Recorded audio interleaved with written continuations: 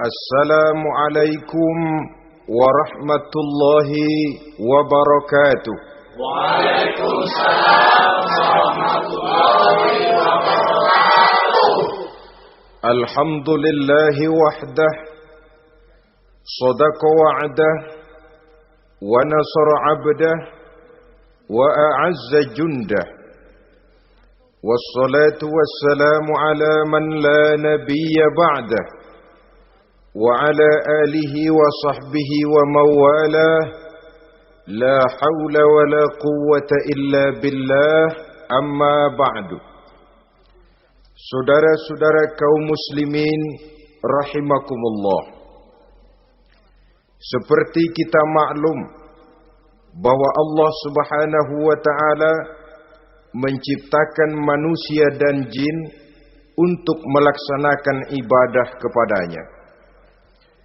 Manusia yang ingkar terhadap perintah ini dinamakan dengan orang-orang kafir.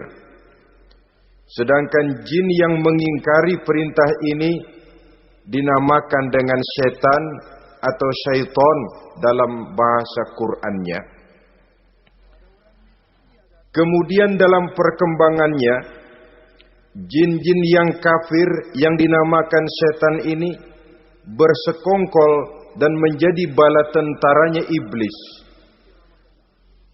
untuk menggelincirkan manusia dengan berbagai macam cara dan jalan dari hal-hal yang diridhoi oleh Allah Subhanahu wa taala. Adapun yang namanya iblis pada hakikatnya cuma satu saja, yaitu yang ingkar kepada perintah Allah untuk sujud kepada Nabi Adam alaihi salam.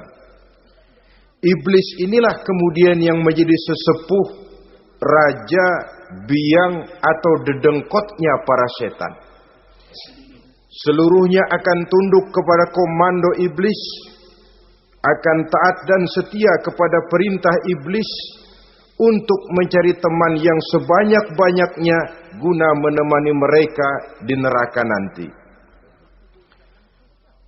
Maka mereka pun melakukan satu proklamasi yang bisa kita baca dalam surah Al-A'raf ayat 16 dan 17, di mana iblis dengan tegas menyatakan, qala fabima aghwaytani la aq'udanna lahum siratakal mustaqim.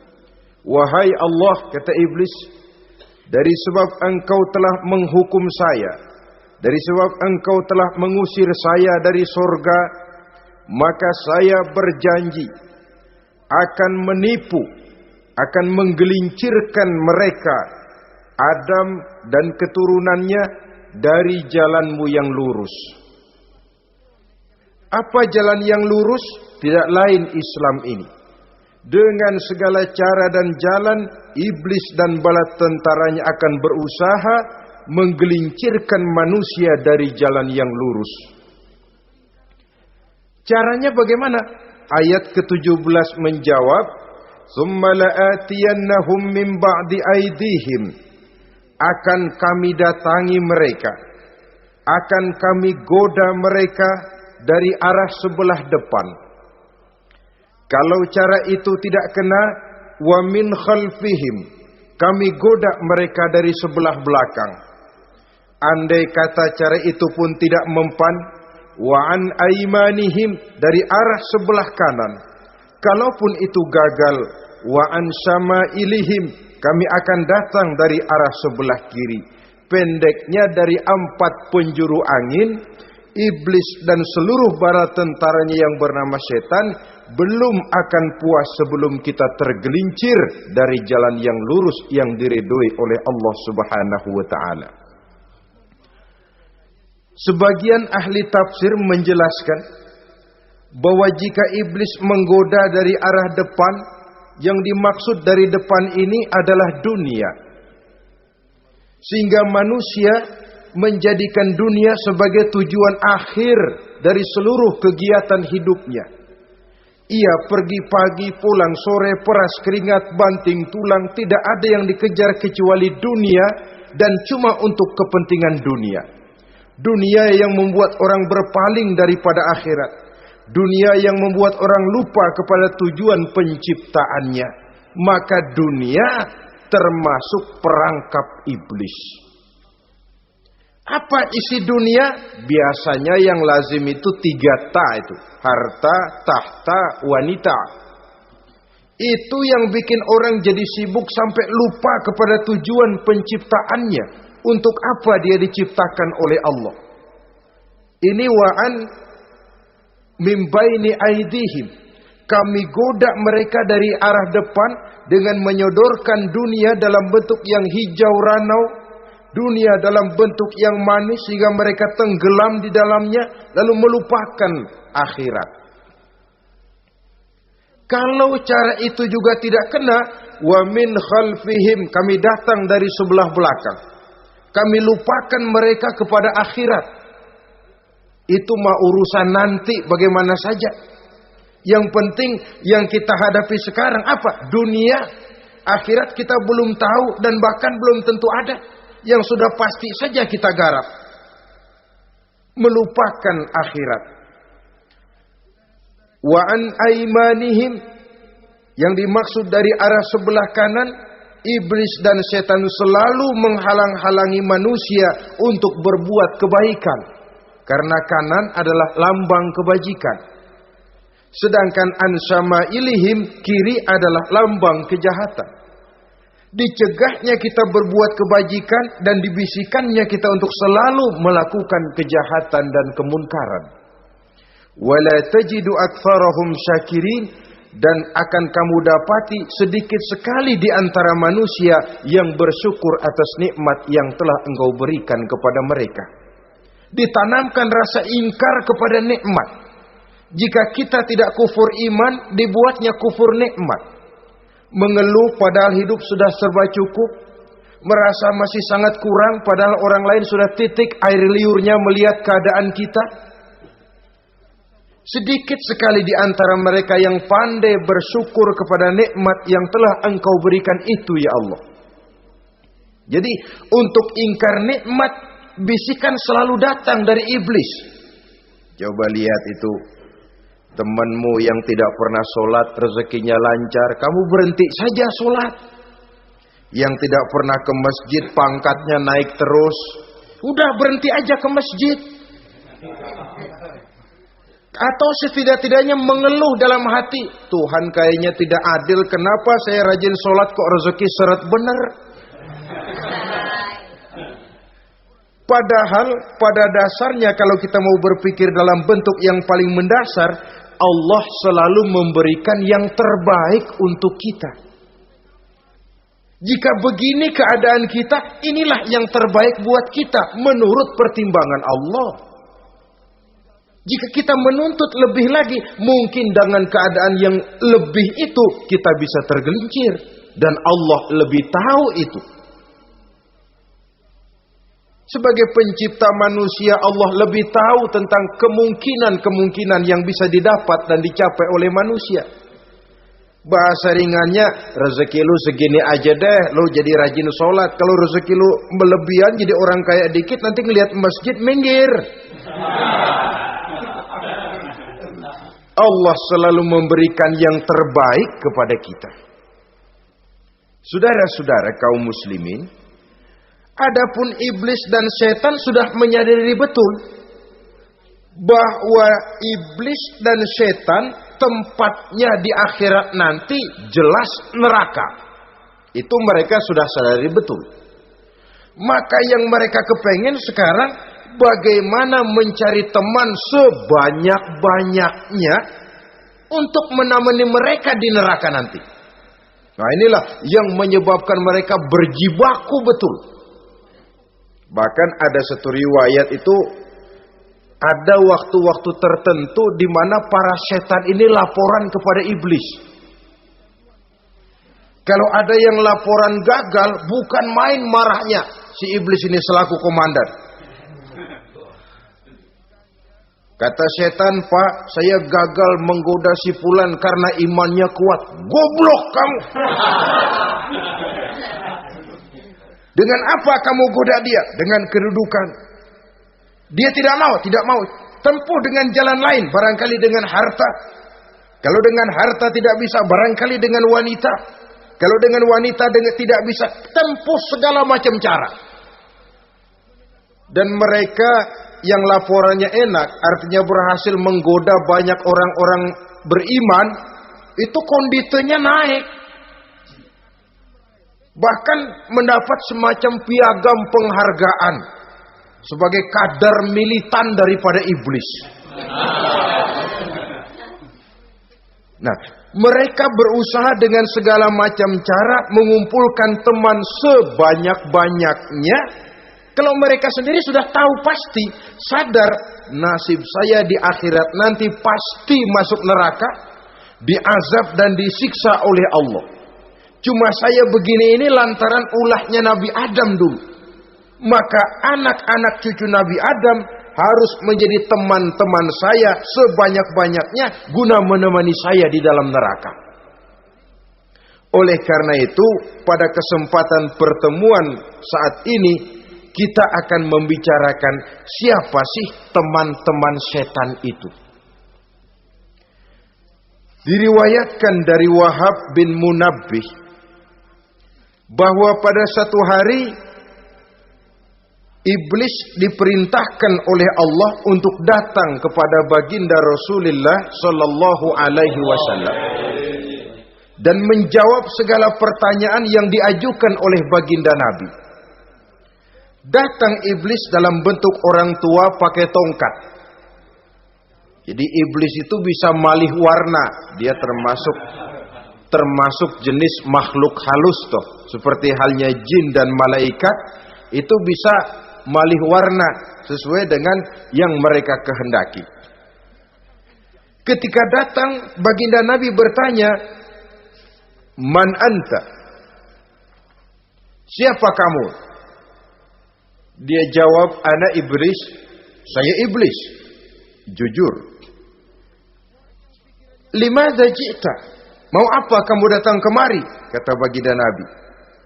Dijawab oleh iblis, "Innallaha amaroni an atika wa ujibaka an kulli ma sa'altani." Allah memerintahkan saya untuk datang kepadamu dan menjawab segala pertanyaan yang engkau ajukan kepada saya. Nah, atas pernyataan ini baginda Rasul kemudian bertanya dengan dua pertanyaan. Pertanyaan pertama, iblis, "Kam ikhwanuka min ummati?" Ada berapa sih teman-temanmu dari golongan umatku? Dari golongan umatku, umat Islam ini, bukan orang lain. Kalau orang kafir sih sudah jelas, itu memang CS-nya iblis. Tapi dari umatku, siapa saja yang jadi teman-teman kamu iblis? Menjadi antekmu, menjadi alatmu sejak dari dunia sampai ke neraka nanti. Atas pertanyaan ini iblis menjawab, "Teman-teman saya dari golongan umatmu ya Muhammad, asyarun, ada 10 orang. Ada 10 orang yang merupakan teman-teman iblis dari dunia sampai ke neraka." Siapa mereka? Pertama kata iblis, teman saya hakimun jair. Hakim yang curang. Hakim yang tidak adil. Ini bisa dimaklumi. Kenapa? Karena hakim diharapkan adalah produk keadilan. Sehingga orang mengatakan seorang hakim adalah seorang yang meletakkan sebelah kakinya di surga dan sebelah lagi di neraka. Kalau adil dia menghukum, kaki sebelah kanan yang akan menentukannya ke surga. Kalau licik dia menghukum, kaki sebelah kiri yang akan menjerumuskan dia ke dalam neraka. Saudara-saudara kaum muslimin rahimakumullah. Sesungguhnya dalam kehidupan, Kurangnya sandang pangan bukan satunya sebab yang membuat orang menderita. Tidak teraturnya perumahan, kurangnya lapangan kerja bukan satu-satunya yang menyebabkan rakyat menderita. Tapi lukanya rasa keadilan. Tidak tegaknya hukum sebagaimana yang diharapkan. Itu juga bisa menjadi sumber nestapa, bisa menjadi asal dari segala derita. Oleh karena itu, hakim yang tidak adil, hakim yang curang, yang menghukum tidak berdasarkan hukum, tapi berdasarkan kepentingan, berdasarkan pesan sponsor, hukum bisa dibeli, ada istilah mafia peradilan. Hakim-hakim macam ini yang akan menjadi teman-teman iblis. Dan tiap kali palu akan diketuk, iblis sudah bukan main sibuknya. Kekuasaan di tanganmu, hijau katamu, hijau yang akan berlaku, merah kau ketok, merah yang akan jadi keputusan. Orang lain tidak tahu ini kesempatan untuk jadi kaya, ini kesempatan untuk naik pangkat. Manipulir hukum tidak ada yang tahu karena orang banyak yang awam dengan hukum. Saudara-saudara kaum muslimin, kalau hukum sudah bisa dibeli, atau kalau hukum cuma untuk orang-orang kecil saja, ada kelompok-kelompok yang kebal hukum, maka akan timbullah kiamat di masyarakat, di mana yang kuat makin kuat, yang lemah selalu menjadi mangsa. Oleh karenanya, hakim yang serong, hakim yang durjana merupakan teman-teman setan, merupakan teman-teman iblis dari dunia sampai ke neraka nanti. Ini yang pertama. Oleh karenanya, pada dasarnya setiap kita adalah hakim untuk keluarga, dalam pergaulan. Hendaklah adil di dalam memutuskan segala sesuatu. Lebih-lebih hakim yang memang menjadi pengayom masyarakat. Bukankah lambang para hakim digambarkan dalam bentuk neraca yang berimbang? Tidak berat ke kiri, tidak juga berat ke kanan. Dalam arti objektif memberikan keputusan sesuai dengan hukum. Sehingga masyarakat terlindungi. Dan hakim yang adil secara praktis adalah musuh daripada setan. Dimanapun setan dan iblis paling gak demen sama hakim yang adil. Itu merupakan musuh besar bagi setan. Yang menyalahkan yang salah, membenarkan yang benar. Walaupun yang salah orang besar, yang benar orang kecil. Dan kita memang oleh baginda Nabi diajarkan satu doa. Allahumma arinal haqqa haqqa warzuqna tiba'ah. Ya Allah, perlihatkan kepada kami bahwa yang benar itu benar. Sebab sering kita lihat yang benar jadi tidak benar. Ini memerlukan kekuatan batin. Yang benar tampakkan kepada kami kebenarannya ya Allah. Sebab sekarang banyak ketidakbenaran yang dikamuflase. Banyak ketidakbenaran yang diberikan lipstick. Sehingga kelihatannya menjadi benar. Ini baik doa ini saya pikir dibaca oleh para hakim. Allahumma arinal haqqa haqqa. Ya Allah, perlihatkan kepada saya bahwa yang benar itu benar. Dan tidak cuma sekedar itu.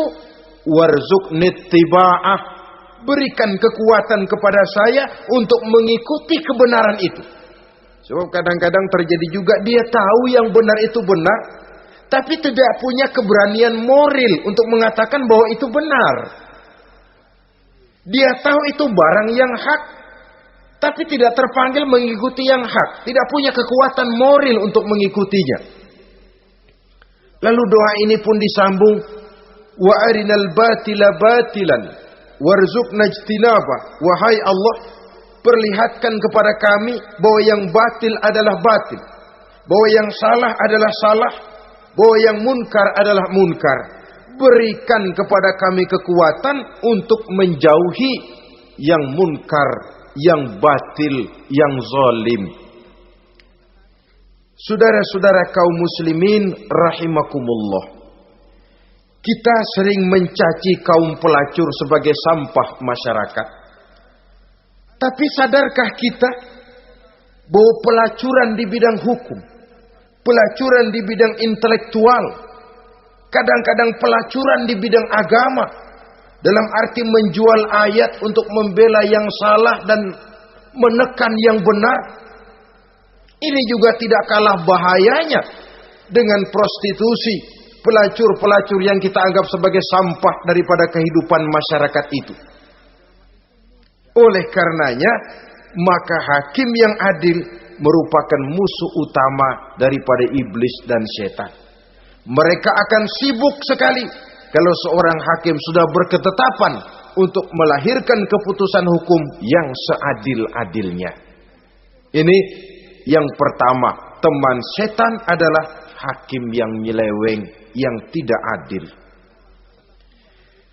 Yang kedua, teman saya, kata iblis, ghaniyun mutakabbir, orang kaya yang sombong. Orang kaya sombong itu teman setan.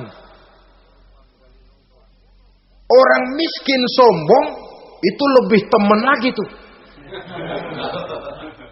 Sebab ini sudah kelewatan.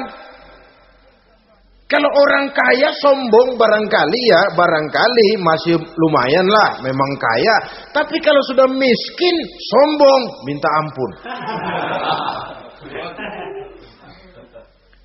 Orang kaya yang sombong adalah musuh iblis. Sebab pada hakikatnya tidak ada yang kaya dalam kehidupan ini kalau sudah bercermin kepada apa sih yang kita punya. Nabi Sulaiman karena merasa menguasai antara masyrik dan maghrib, satu hari pernah mohon izin kepada Allah. Ya Allah, saya mohon izin kepadamu untuk memberikan makan kepada seluruh makhluk-makhlukmu sekedar satu hari saja. Baik. Satu hari Nabi Sulaiman mau menjamin menanggung makannya semua makhluk. Karena merasa kaya. Baik, kata Allah. Lalu sibuklah Nabi Sulaiman mengadakan persiapan. Seluruh bala tentaranya, jin, binatang dikumpulkan, mengumpulkan makanan yang sebanyak-banyaknya, diatur di satu lapangan yang sangat luas. Sebab ini yang mau makan tentu tidak sedikit. Nah, sudah selesai persiapan, kata Allah, sudah selesai Sulaiman? Sudah, ya Allah. Nah, aku mulai dari makhlukku yang paling di bawah. Ikan. Ikan Nun dipanggil oleh Allah. Rezekimu hari ini mau ditanggung Sulaiman. Naik, makan. Naik ikan ini. Sekali makan seluruh persiapan habis.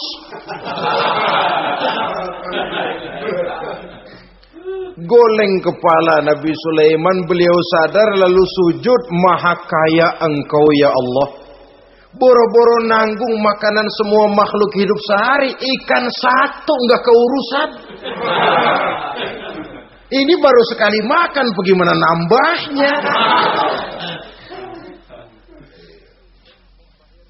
Jadi apa sih yang kita anggap kaya ini?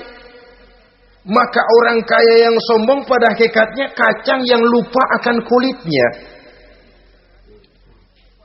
Tidak ada yang kita bawa pada saat kita terlahir ke alam ini. Sebagaimana juga tidak ada yang kita bawa pada saat kita meninggalkan alam ini. Harta kita akan pindah nama. Sebab itu yang perlu kita jaga pada hakikatnya tidak lain nilai-nilai iman. Sebab ini yang akan kita bawa. Cuma ironinya, karena iman itu abstrak, bukan benda, orang yang kehilangan iman tidak pernah ribut. Sebaliknya karena harta itu materi, benda konkret, orang yang kehilangan harta cepat merasa, cepat ribut. Motor hilang, ribut. Kenapa? Motor itu benda, kelihatan. Duit hilang, ribut. Televisi hilang, ribut. Kenapa? Benda. Tapi kalau iman yang hilang, wah kelihatannya tenang-tenang saja, Pak.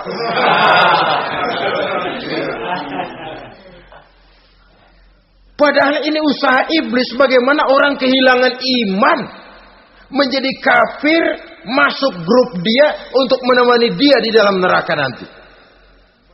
Dia gelincirkan iman kita, dan kita sering tanpa terasa telah mengalami pergeseran nilai-nilai iman kalau tidak tergusur sama sekali. Cuma saya katakan tadi, oleh karena iman ini bukan benda, orang yang kehilangan iman kurang begitu merasa. Padahal ini yang paling berharga. Sebab ini yang akan kita bawa menghadap Allah.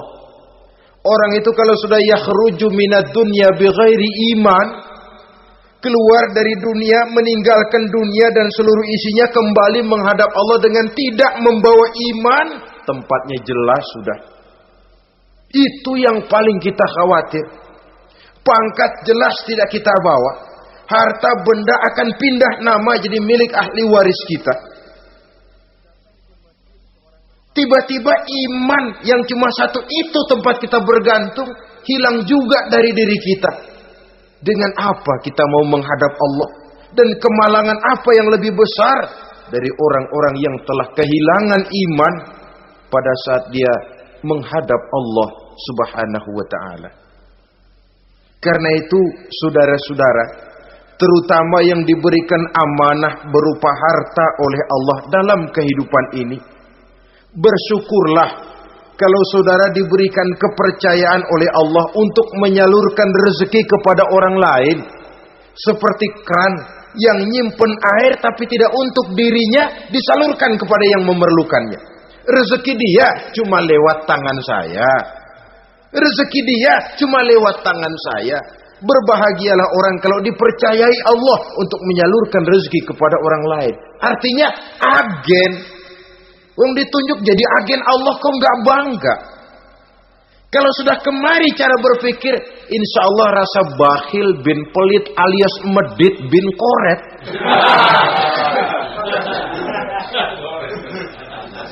Itu insya Allah nggak ada. Kan kadang kita berpikir, yang nyari duit gue setengah mati, lu datang-datang mau minta aja pala lu. Kan itu toh kadang-kadang cara kita berpikir. Ya boleh jadi lalu terasa berat. Tapi kalau kembali kepada kesadaran, barangkali alhamdulillah rezeki dia cuma lewat tangan saya. Kalau saya nggak ngasih dia, barangkali nggak semudah ini saya dapat rezeki. Allah mudahkan rezeki saya karena saya sering membantu orang-orang yang memang memerlukannya. Andai kata saya nggak membantu mereka, belum tentu rezeki selancar ini. Tidak lalu enak aja, peras keringat gua banting tulang, pergi pagi pulang sore, lu datang-datang nada aja. Berbahagialah orang jikalau sekali lagi dia dijadikan agen oleh Allah untuk menyalurkan rezeki kepada mereka yang memang memerlukannya. Kalau tidak ke arah itu kita berpikir, yang timbul bakhil. Bakhil lalu bermegah-megah dengan hartanya, timbul kesombongan.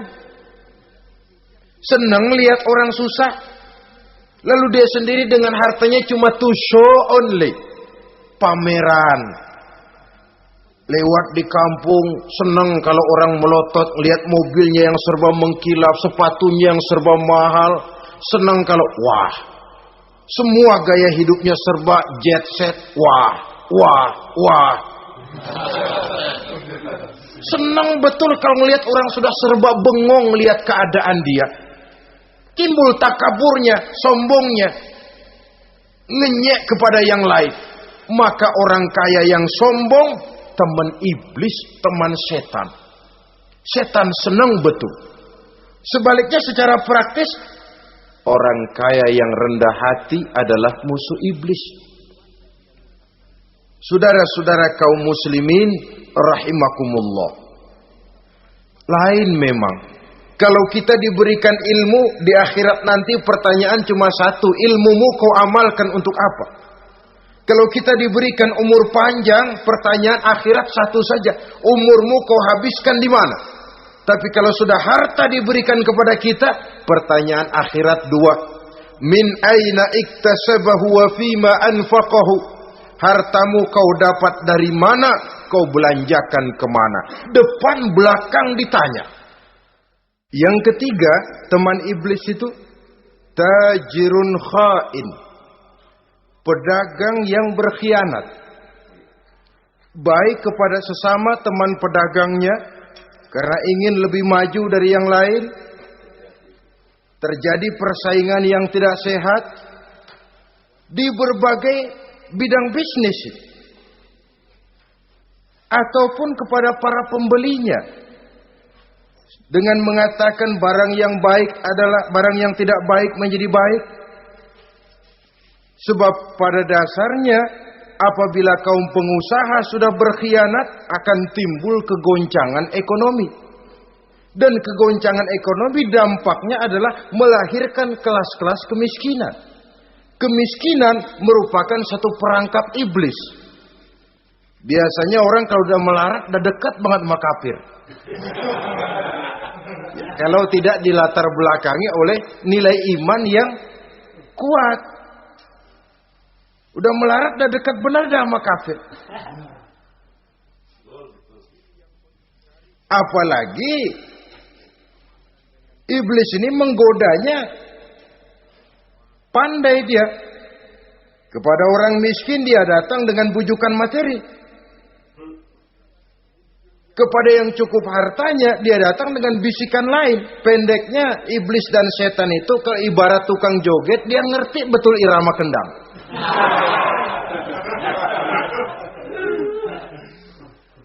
Di mana kelemahan orang itu dia selidiki, dia pelajari, dari arah situ dia masuk. Dan secara strategi perang, iblis dan setan ini posisinya memang lebih menguntungkan daripada kita.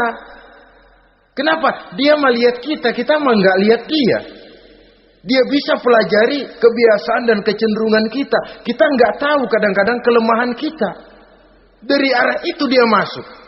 Posisi dan strateginya lebih menguntungkan daripada kita. Saudara-saudara kaum muslimin rahimakumullah.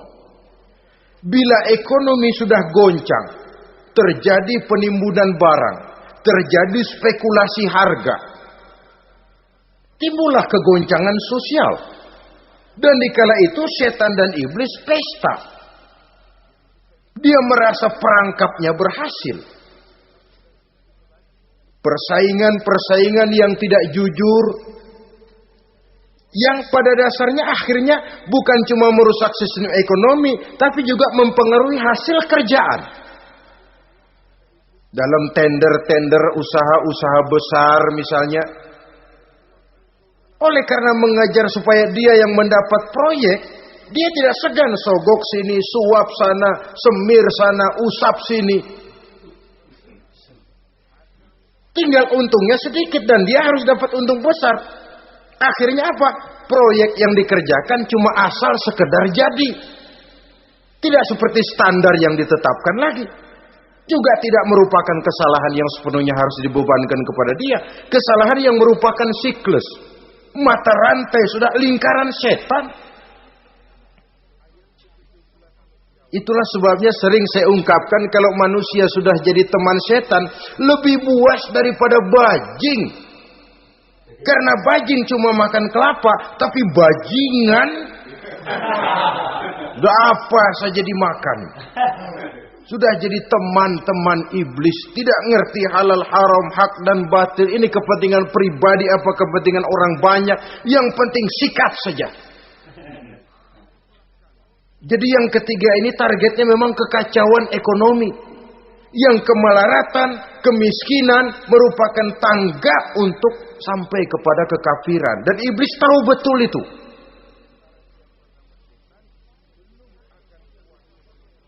Lain misalnya contoh yang diberikan oleh Rasul. Rasul kan pernah dagang di kala remaja itu.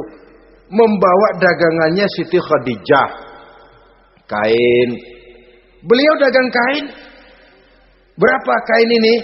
Oh, kalau ini saya ambil dari Ibu Khadijah 25 rupiah. Saudara mau beli saya berapa terserah, asal saya ada untungnya.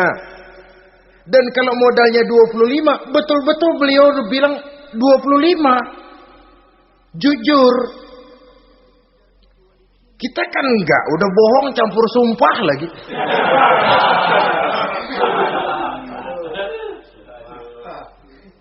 Ini yang ketiga.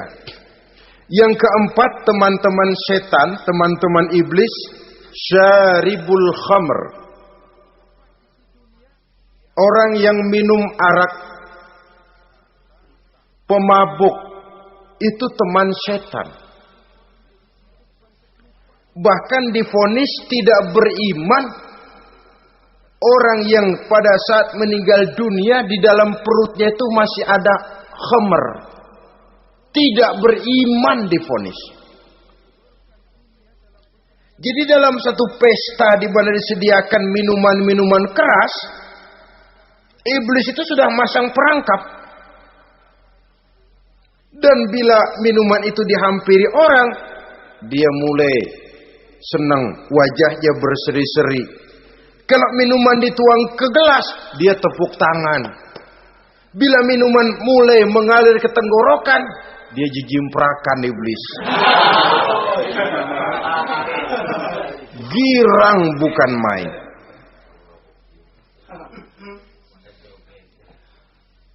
Saudara-saudara kaum muslimin rahimakumullah. Kenapa pemabuk merupakan teman setan? Karena dalam keadaan mabuk, orang kehilangan daya kontrol. Perbuatannya nyaris tidak terkontrol lagi. Tidak ada rahasia, tidak ada harga diri, tidak ada sifat memelihara, dan itu ciri-ciri daripada iblis. Syaribul khamr. Orang yang suka meminum minuman keras.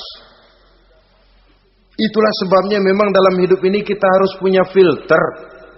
Allah selalu menghendaki yang terbaik dan memilihkan yang terbaik untuk kita. Kalau sudah itu minuman yang baik kata Allah, itulah memang yang baik untuk kita. Kalau itu dilarang oleh Allah, itulah memang yang tidak baik untuk kita. Jadi kalau sudah qat'i dalilnya, gak usah buang energi menyelidiki apa manfaatnya. Kalau sudah qat'i dilarang, gak usah buang energi menyelidiki apa bahayanya khamr. Allah tidak akan melarang sesuatu yang mengandung manfaat. Yang dilarang Allah tentu yang membawa mudarat dan bahaya di dalam kehidupan. Bukankah sekarang ini minuman keras sudah merupakan penghias pesta? Merupakan kebanggaan di kalangan remaja? Termasuk dalam kata khamr ini ya morfin, ganja, narkotik, dan yang sejenis dengan itu. Orang sudah merasa bangga kalau sudah fly to the sky. Membumbung ke angkasa, katanya dunia ini luas. Lupa segala macam persoalan. Tapi sampai kapan? Sampai kapan orang merasa membumbung? Sampai kapan orang merasa bisa meninggalkan segala persoalan? Sampai mabuknya selesai? Ya kalau gitu mabuk aja terus. Lalu apa artinya kehidupan ini? Mabuk kan gak ngerugiin orang lain. Kalau saya nyolong kan ngerugiin orang lain. Kalau saya korupsi ngerugiin orang lain. Kalau saya zina jelas ada orang lain yang dirugikan. Tapi minum khamar, siapa yang rugi? Uang-uang saya. Saya beli dengan uang saya, yang minum pun saya. Siapa yang rugi? Saudara, ini pemikiran sepihak namanya. Pertama jelas merugikan diri sendiri. Kesehatan terganggu, pertumbuhan IQ, ya, daya pikir jadi jumud bin beku. Tidak ada idealisme ke arah depan. Yang ada ya, yang dipikirkan ya, yang di depan hidungnya saja. Dan konon itu pada mulanya memang orang kan sifatnya cuma ingin tahu. Nyobain ketagihan. Ya kalau orang tuanya masuk golongan have, mampu. Ya, kalau orang tuanya termasuk ekonomi lemah. Sedangkan kecanduan hal yang tidak bisa ditangguhkan. Orang yang sudah kecanduan minuman keras, Sekali dia tidak minum, sudah bukan main rasanya. Orang yang sudah biasa minum ganja, morfin, narkotik, satu kali dia tidak bertemu itu, sudah nggak keruan rasa. Orang tuanya tidak mampu, kenapa lalu nggak ngelamun yang negatif? Ya kalau dia keluarga have, orang tuanya masih ngelarang, dia bisa jual hal lain di rumahnya yang ada harganya. Tip deka itu, video kah itu, mobil kah digade dulu. Kalau di kampung, anak-anak muda yang menengah ke bawah, kenapa nggak ayam orang disamber?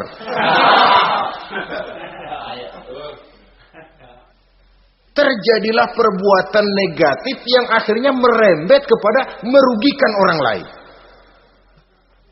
Hakikatnya zohirnya memang pada mulanya hanya merugikan diri sendiri, tapi lambat laun akan merembet juga kepada merugikan orang lain. Oleh karena itu pantas kalau dalam perjalanan Mi'raj begitu hendak start dari Masjidil Aqsa menghadap Allah, kepada baginda Nabi disodorkan 2 gelas minuman, segelas susu dan segelas arak. Muhammad, kau ambil salah satu minuman itu, kau minum. Mantap. Nabi mengambil gelas yang isinya susu lalu beliau minum. Selesai minum kata Jibril, "Shaddaqta ya Muhammad, laqad asabtal haq." Kamu benar Muhammad, pilihanmu tepat. Kenapa? Untung saja susu yang kamu minum. Kalau arak yang kamu ambil, kamu pilih dan kamu minum, pasti umatmu bakal pada jadi umat teler semua nanti. Nabi milih susu saja umatnya masih banyak yang teler.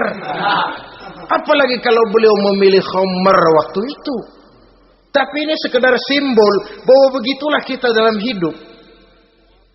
Saudara, kalau di depan kita ditaruh segelas jamu, segelas sirup, kira-kira pilih mana? Jamu. Sirup apa jamu? Jamu. Orang yang berpikir panjang ke depan, dia bakal pilih jamu. Memang pahit, getir, nggak enak, tapi besok pagi badan enteng, kerja semangat, berpikir cerdas, gairah ada. Orang yang pikirannya pendek, ngapain jamu getir nih, sirup nih, manis ini. Dia minum, bukan main manisnya, besok pagi bibir pada jontor. Begitulah dalam kehidupan ini. Maka hendaknya kita berusaha dengan sekuat kemampuan untuk menghindarkan diri dari minuman keras dan pengaruh-pengaruhnya. Yang kelima, teman iblis itu al-qattat, tukang-tukang fitnah. Itu suling iblis itu, trompet setan. Sebab apa? Benar kalau Quran mengatakan, Nabi mengatakan al-fitnatu asyaddu minal qatli. Fitnah lebih bahaya dari pembunuhan. Sebab apa? Pembunuhan membunuh orang secara langsung. Fitnah membunuh orang pelan-pelan. Kalau mati mendingan cepat daripada pelan-pelan. Pelan-pelan mati, cepat mati enakan cepat, nggak ngerasain sakit. Fitnah membunuh orang pelan-pelan. Nama baik orang hancur, dicoreng-moreng di tengah masyarakat. Maka tukang-tukang fitnah, teman-teman setan dari dunia sampai ke neraka nanti. Karena fitnah lebih bahaya daripada pembunuhan. Mengada-ada yang tidak ada diada-adakan, fitnah. Melebih-lebih, berita semeter jadi 3 meter, yang 2 meter. Ya kalau positif, kalau negatif, fitnah. Memang orang bilang kalau kita nitip duit jangan harap lebih, kurang bisa. Tapi kalau nitip omongan jangan harap kurang, pas saja sudah untung itu. Biasanya lebih, namanya omongan. 1 meter jadi 2 meter, 2 meter jadi 3 meter. Itu sifat dari yang namanya omongan. Kita kirim uang, udah gak bakalan lebih dah. Ini nitip uang sama saya 50.000, tambahin 10.000, langka yang berpikir begitu. Kurang malah bisa. Enak aja nitip, gua kan kemarin pakai ongkos. Hitung transport misalnya. Tapi kalau sudah nitip omongan, pas saja sudah untung loh. Biasanya malah lebih. Fitnah pernah melanda Nabi Zakaria. Fitnah pernah melanda Habil dan Qabil. Fitnah pernah melanda Nabi Ibrahim. Fitnah bahkan pernah melanda kehidupan baginda Rasulullah sallallahu alaihi wasallam. Dalam peristiwa yang lazim kita kenal dengan hadisul ifki, bagaimana gosip pun sempat mengguncang rumah tangga kehidupan baginda Nabi. Sehingga pantas kalau beliau sendiri mengatakan al-fitnatu asyaddu minal qatli. Fitnah itu lebih bahaya daripada pembunuhan, karena fitnah membunuh orang secara pelan-pelan. Saudara-saudara kaum muslimin rahimakumullah. Lidah tidak bertulang. Soghirul jirmi azimul jurmi. Kecil bentuknya tapi besar akibatnya. Kalau kita luka karena silet 2-3 hari boleh sembuh. Tapi luka karena lidah seumur hidup kita ingat. Asal lihat orangnya ingat nih, dia nih yang ngomong kagak enak bang adik gua tandain dah.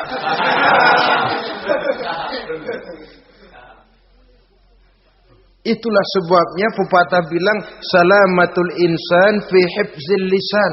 Orang akan selamat jikalau dia pandai menjaga lidahnya. Saudara-saudara kaum muslimin, yang keenam, teman setan sahibur riya. Orang yang riya, beramal cuma to show only, supaya ingin dipuji orang, ingin dilihat orang, riya namanya.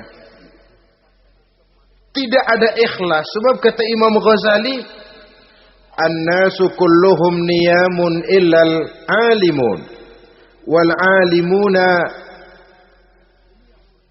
an-nasu kulluhum mauta illal alimun, wal alimuna niyamun illal amilun, wal amiluna mughtarruna ilal mukhlisun.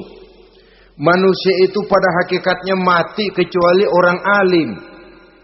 Orang alim sekalipun hidup hakikatnya adalah tidur, kecuali orang yang mengamalkan ilmunya. Dan orang yang mengamalkan ilmunya banyak yang tertipu, kecuali orang yang ikhlas. Tepat ini fatwa Imam Ghazali. Manusia hakikatnya tidur kecuali orang yang alim. Orang yang alim walaupun hidup tapi tidur. Hidup tidur, ya nggak bisa berbuat banyak kecuali orang yang mengamalkan ilmunya. Dan orang yang mengamalkan ilmunya banyak yang tertipu kecuali yang ikhlas. Jadi kalau amal itu adalah jasad, ikhlas itu adalah ruh. Amal tanpa ikhlas patung. Patung tidak bisa berkembang, tidak bisa berbuat banyak, namanya patung. Itu amal tanpa ikhlas. Ini termasuk penyakit batin toh, ikhlas, riya, ujub, sum'ah, penyakit kepengen didengar orang, penyakit kepengen dilihat orang. Wah, kalau sembayangnya dilihat orang mantap betul, kayak besok mau mati. Tapi kalau sudah sembahyang nggak dilihat orang, wah kilat khusus, cepat bukan main. Riya. Ini yang menghancurkan amal ini nggak terasa. Sifat kita sendiri. Riya ini menggeragoti amal. Sebagaimana api menggeragoti kayu bakar. Yang ketujuh. Teman setan akilu malil yatim. Orang yang memakan harta anak yatim. Itu setan senang betul itu. Dia bisikan, kau kan ngurus anak yatim. Kau sudah menanamkan budi kepada mereka. Jadi wajar kalau kau ambil bagian. Mula-mula memang dalam batas yang wajar. Makin lama malah berebut sama yatimnya. Makin kesonoin, yatimnya malah nggak keduman, panitianya yang kenyang.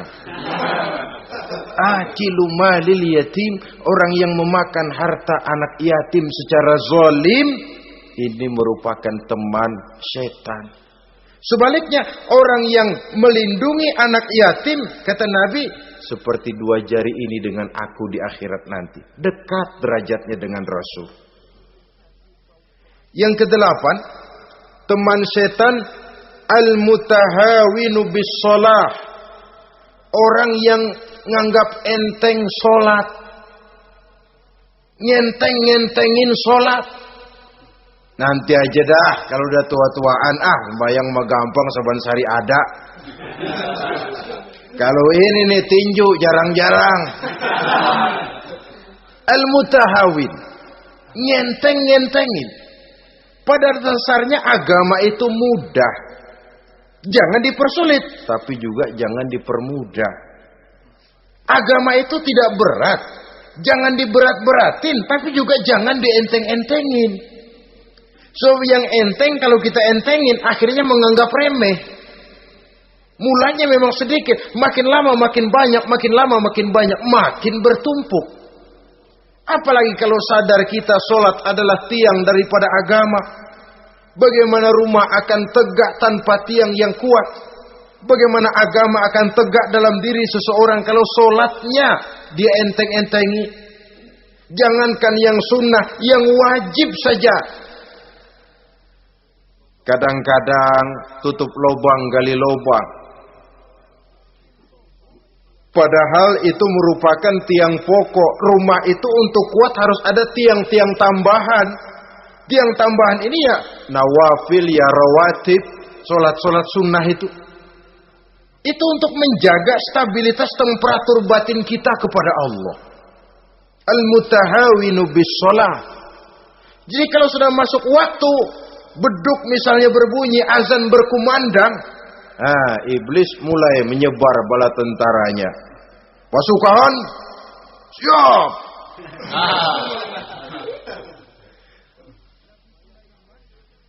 Kama yang dagang dia bisikin, sedang enaknya lu dagang, gua beli lagi banyak-banyak, sembahyang mah ada besok. Sama yang kerja, jangan ditinggal ini kerjaan, tanggung, sembahyang masih ada besok. Saudara-saudara kaum muslimin rahimakumullah. Andai kata kita berhasil, kita tinggalkan kesibukan, lalu kita pergi sholat, apa iblis diam? Setan tenang? Tidak. Masih dia bisiki kita. Iya, kalau mau sembahyang ya sembahyang, nggak cuma buruan udah. Nah, yang mau belanja, yang menunggu, bukan main. Sampai ruku kita tidak sempurna, bacaan kita semrawut, sujud kita tidak lengkap. Sholat juga, tapi disitulah masuk iblis. Atau kalau itu kita berhasil cegah, ruku tertib, ada tumakninah, sujud bagus, iblis masuk lagi. Wah, memang sembahyang kamu mantap. Orang lain gak ada yang sembahyang kayak kamu. Yang timbul apa? Ujub. Sombong kepada diri sendiri. Begitu rapi sembahyang, lu ya pada kagak sembahyang, apaan lu? Gua nih. Itu sudah perangkap iblis. Jadi lewat segala macam cara dan jalan, kepada yang ibadahnya bagus ditanamkan rasa ujub. Kepada yang mau berusaha bagus ditanamkan sifat was-was, buru-buru. Saudara-saudara kaum muslimin, ini yang ke-8. Yang ke-9, mani'uz zakah. Orang yang enggan membayar zakat itu teman setan. Gak ada urusan sama zakat. Sayang-sayang harta dizakatin. Saudara-saudara, padahal zakat itu kata Nabi, zakku amwalakum biz zakat. Bersihkan hartamu dengan zakat. Jadi barangkali bercampur harta itu dengan sedikit yang tidak baik, bercampur dengan yang kotor. Zakat itu membersihkan yang lain. Kita misalnya dalam satu kelas punya murid 40 orang, 42 orang, ada 2 orang yang bandel, nggak ketulungan. Sudah segala macam cara kita perbaiki, nggak juga berhasil. Ini kan kalau nggak diatasi kan mempengaruhi yang teman-teman yang 40 orang. Untuk menyelamatkan yang 40 ini, nggak apa-apa yang 2 keluarin.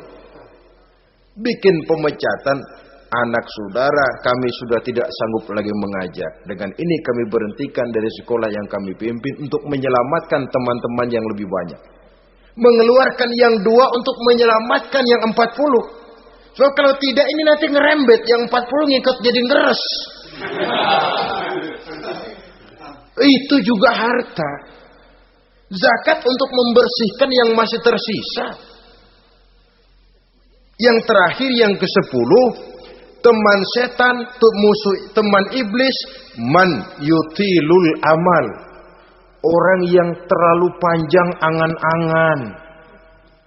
Penghitung bintang di langit. Yang hidup cuma ngitung jikalau. Wiridannya cuma jikalau.